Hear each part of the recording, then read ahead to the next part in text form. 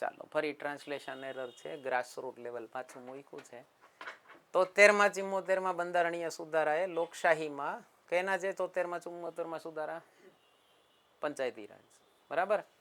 પંચાયતી રાજના આવવાથી લોકશાહીમાં લોકોની ભાગીદારી ની વિભાવનામાં નોંધપાત્ર ફેરફારો થયા છે. લોકોની ભાગીદારી વધારવા માટે આ ફેરફારોના ઉત્પ્રેરક આધારોની ચર્ચા કરો. Examine the catalyst to this changes to enhance people's participation. Okay, એક પેલી વસ્તુ, પંચાયતી રાજની શરૂઆત થઈ ને ભારતમાં, આઝાદ ભારતમાં, ત્યારે શું પેટર્ન હતી? હોંશે હોંશે બનાવી નાખી પંચાયતી રાજ સંસ્થાઓ. પછી ફરી ઇલેક્શન નો થયા. કોઈ સ્ટેટમાં 10 વર્ષ ઇલેક્શન નો થયા, ક્યાંક 15 વર્ષ ઇલેક્શન નો થયા.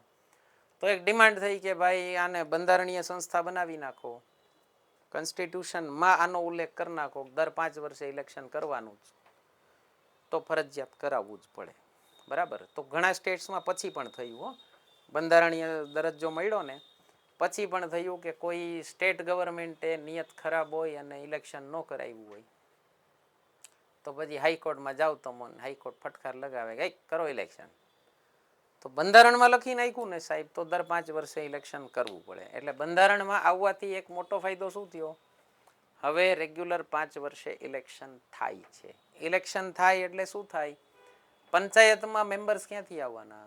લોકલ ગામના. એમાં તો કન્ડિશન છે કે રાજકોટમાં રહેતા હો અને ગામડે ઇલેક્શન લડવા જાવ એવું ન ચાલે.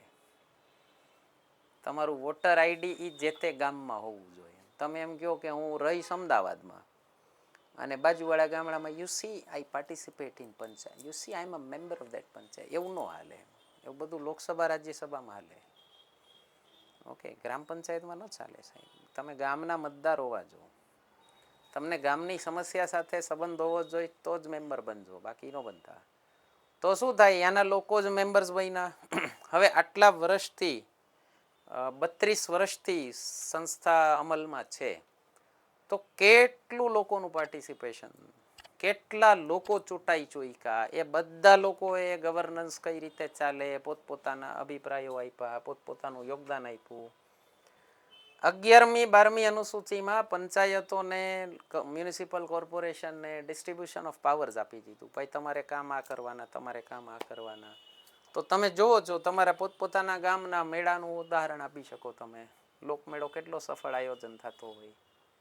હવે વિચારો તમે, તમારા ગામની મ્યુનિસિપલ કોર્પોરેશન કે પંચાયત એ મેળો ન કરાવતી હોત અને એ મેળો ગુજરાત સરકાર કરાવતી હોત તો કેવો થાત? બરાબર. લોક ભાગીદારી કેટલી વધી ગઈ. ઓકે, આપણે મેળાની થીમ હોય છે, વિચારો તમે. પછી લોકલ લેવલના તમે સાવ જેમ બેઝિક આવા ક્વેશ્ચનમાં જેમ બેઝિક ઉદાહરણ આપો ને એમ બહુ સારું લાગે તમને. ઓકે, કે અલગ અલગ કમિટીઝ બનતી હોય પંચાયતમાં, એમાં લોકોની ભાગીદારી કેટલી સારી હોય. ગામડાના લોકોને આવામાં બહુ સરસ માર્ક મળી જાય. સિટીના હો, કોર્પોરેશનમાં થોડાક એક્ટિવ પાર્ટિસિપન્ટ હો તો સારા માર્ક મળે. ઓકે, હા. વિમેન રિઝર્વેશનથી બહુ મોટો ફાયદો થયો. પહેલાં 33% મહિલા અનામત દીધું, હવે 50% થયું છે. અત્યારે ગુજરાતમાં મહિલા ભાગીદારી ચૂંટાયેલી પોસ્ટમાં 50% કરતાં વધારે છે. એનો મતલબ શું થયો? 50% તો ફરજિયાત ઇલેક્ટ કરવાના છે. અમુક જનરલ સીટમાં પણ મહિલાઓ ઇલેક્શન જીતે છે. સમજાય છે? તો વિમેન પાર્ટિસિપેશન વધી ગયું. તો મિત્રો, આશા કરું છું તમને આપણી લેક્ચર સિરીઝમાં મજા આવે છે. બીજી પણ લેક્ચર સિરીઝ આપણી ચેનલ પર પડી છે, ન જોઈ હોય તો ખાસ જોઈ લેજો. એક આપણી બંધારણ લેક્ચર સિરીઝ પડી છે, 11 લેક્ચર્સ ફ્રીમાં મૂકી દીધેલા છે. અને બંધારણનો કોર્સ આપણો પરચેસ કરવો એપ્લિકેશન ઉપર તો એ પણ આવી ગયો છે. અમને આ નંબર ઉપર વોટ્સએપ કરજો. ડાયરેક્ટ યુપીઆઈ પેમેન્ટ કરશો તો ઘણું ડિસ્કાઉન્ટ કરાવી દેશું. એમાં લખેલી છે ફીઝ એના કરતાં. બીજી વૈદિક મેથ્સની લેક્ચર સિરીઝ ચેનલ પર પડી છે, એ ન જોઈ હોય તો ખાસ જોઈ લેજો. વૈદિક મેથ્સથી તમારી કેલ્ક્યુલેશન સ્પીડ કેટલી વધી શકે એનો તમને ખ્યાલ આવશે. પ્રીવિયસ પેપર સોલ્યુશન આપણે મેથ્સના મૂકતા રહીએ છીએ, તો જોશો તો ખ્યાલ આવશે કેટલો ફરક પડે. અને હમણાં એક નવો કોર્સ લોન્ચ થયો IBPS SSCનો. તમે બેંક સ્ટાફ સિલેક્શન એવી કોઈ એક્ઝામ આપતા હો તો એનો પણ આખો વૈદિક મેથ્સની શોર્ટકટ્સથી કોર્સ આપણે મૂકેલો છે એપ્લિકેશન ઉપર. જ્યોગ્રાફી અને સાયન્સ એન્ડ ટેકનો પણ કોર્સ પડેલો છે એપ્લિકેશન ઉપર. કોઈ પણ કોર્સ પરચેસ કરવો હોય અમને આ નંબર પર વોટ્સએપ કરજો. તમને ડાયરેક્ટ યુપીઆઈ પેમેન્ટ કરશો તો ઘણું બધું ડિસ્કાઉન્ટ કરાવી દેશું. એપ્લિકેશનનું નામ અહીંયા પડ્યું છે. ન પરચેસ કરવું હોય તોય કોઈ પ્રોબ્લેમ નથી. ફ્રીમાં ઘણા બધા લેક્ચર્સ પડેલા છે આપણી યુટ્યુબ ચેનલ ઉપર, એ જરૂરથી જોઈ લેજો, ખૂબ જ ફાયદો થશે. કન્ટિન્યુ કરીએ છીએ લેક્ચરથી. જે ગાંધીજીનું ગ્રામ સ્વરાજનું હતું એ હવે તમને દેખાય ગામડું સ્વાયત્ત બનતું જાય, સ્વનિર્ભર બનતું જાય છે, એટલીસ્ટ ગવર્નન્સ સ્ટ્રક્ચરમાં બનતું જાય. ગુજરાત સરકારની સમરસ પંચાયત સ્કીમ છે. આપણે પંચાયતના લેક્ચરમાં વાત થાય છે કે ઇલેક્શન ન કરાવી અને બધા નિર્વિરોધ ચૂંટાઈ જાય, આખી પંચાયત બોડી અને બધા મેમ્બર્સ અને વોર્ડ મેમ્બર અને સરપંચ બધા, તો એને સમરસ પંચાયત કહેવાય. તો કેટલી બધી પંચાયતો સમરસ પંચાયત થાય છે. તો આને અગેન પબ્લિક પાર્ટિસિપેશનનો બહુ સારું ઉદાહરણ કહી શકો. બીજું, ઘણી બધી યોજના ચાલે છે ભારત સરકારની અને ગુજરાત સરકારની કે જે પંચાયતોને કોમ્પિટિશનમાં રહેવા માટે પ્રમોટ કરે છે. આદર્શ ગ્રામ યોજના છે, એ શેડ્યુલ્ડ કાસ્ટ વધારે પોપ્યુલેશન વાળી પંચાયતો માટે છે.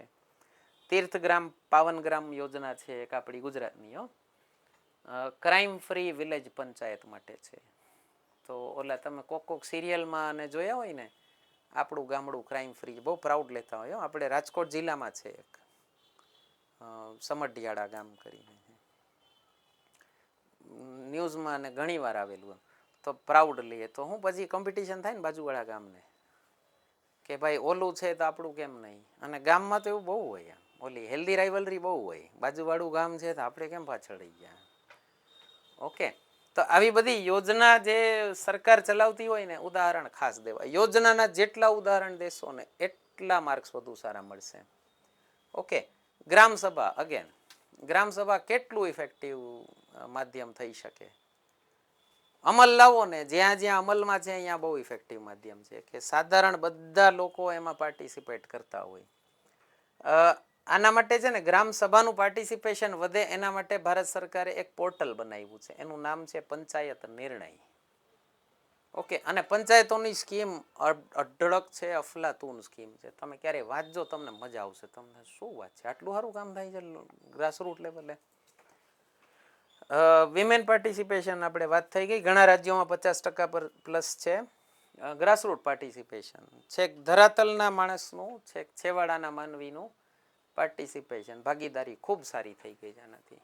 બરાબર, હા, રાજ્યોમાં કોઈ સ્કીમ હોય તો કહી શકો છો.